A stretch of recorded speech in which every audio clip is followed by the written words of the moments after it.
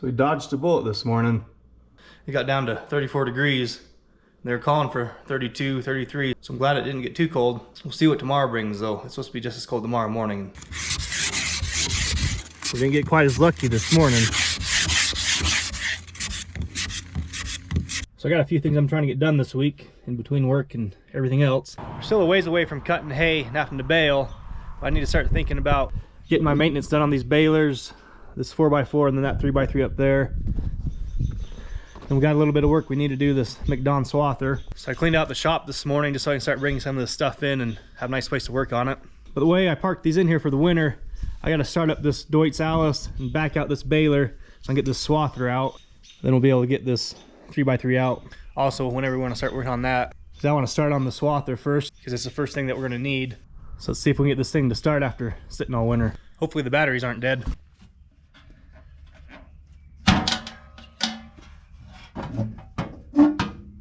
I usually try to disconnect the batteries every winter just to try to keep them from draining over winter.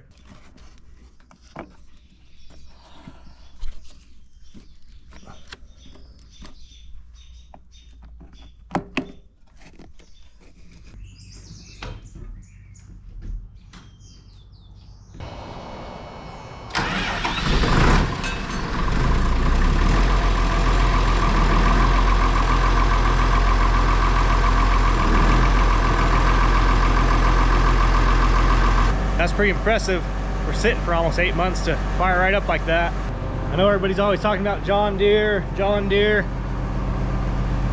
but we've sure loved our Deutz-Allis tractors. They've been great tractors for us. See if we can get the McDon to start now.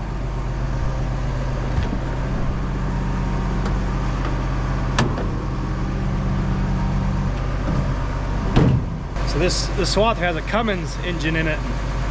It's been a really reliable piece of machinery also.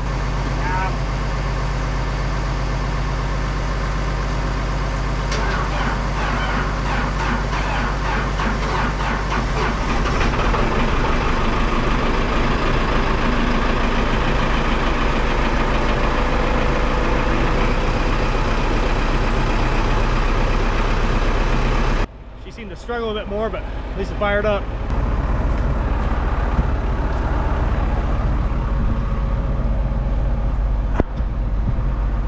So I also put these blocks under these balers for the winter just in case these tires bleed off air. Then that way they'll settle down on these blocks and not settle down on the rim and get a bunch of cracks in your tires.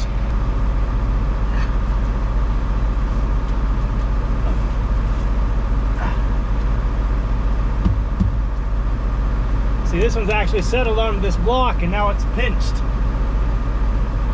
Let's see if I can knock it out of here.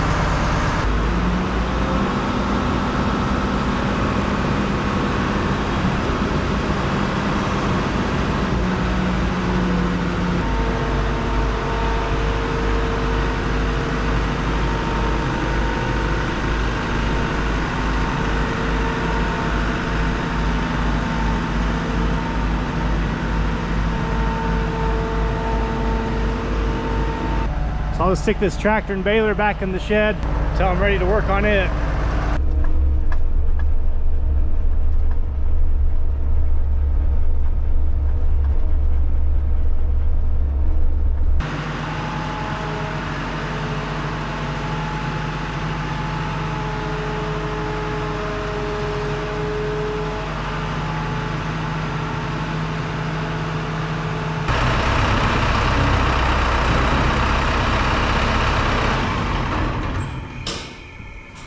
I also put this electric fence back up that's right here by the river.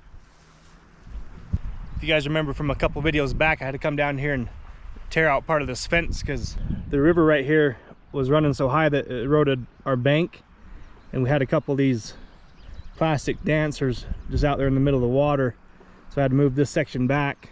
So I just jogged the fence back and then back over to that corner. So hopefully we're done with high water this year. We don't have to worry about this riverbank eroding anymore.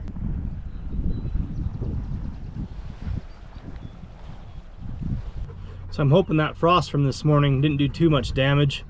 It was just a light frost and it didn't zap this alfalfa and stunt its growth. One thing that we were able to get done, but I wasn't really able to film much of it, is we were able to get those elk posts in for the elk fence.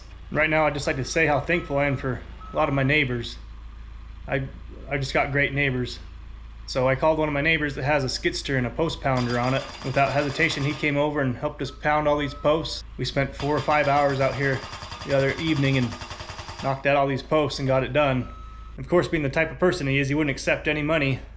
I had full intention of paying him and renting him for his time and the machine, but he wouldn't take anything, and that's just the type of neighbors that I got. I'm extremely blessed on that front. And it's not just one, you know, I'm surrounded by great neighbors, and like I said, I'm very blessed and very thankful for that.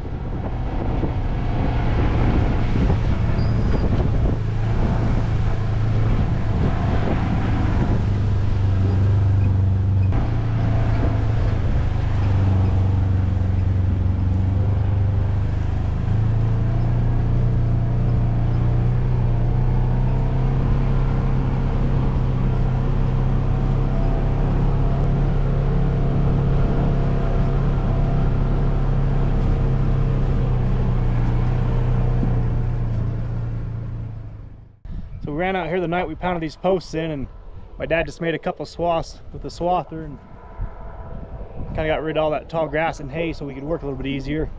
So we did about a 9-foot spacing between each post. Then about every 6 or 7 posts, we'd put in one of these 12-foot posts right here. So there's a 12-foot post here, and there's another 12-foot post right down there.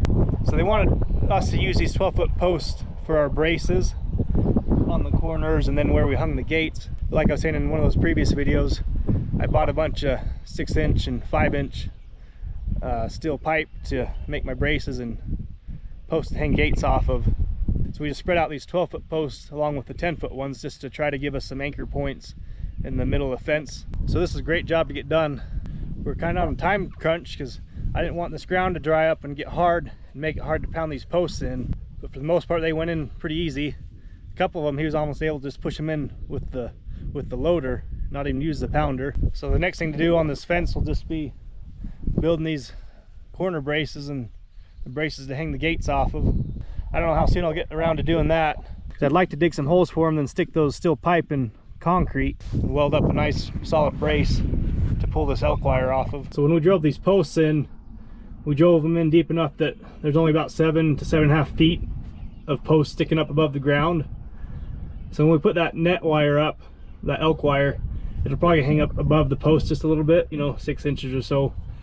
But I wanted the post to be deeper in the ground than have it be level with that net wire. Because if, you know, with these 10-foot posts, you'd only put them 2 foot in the ground if you kept 8 feet above it. So I'd rather have these 10-foot posts be, you know, 2.5, 3 feet in the ground than have that net wire hang up just a little bit. And at least I know my post isn't going to go anywhere.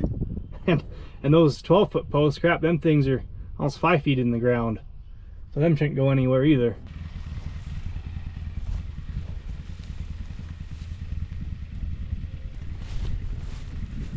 So hope you guys enjoyed the video, and thanks for watching. Have a good day.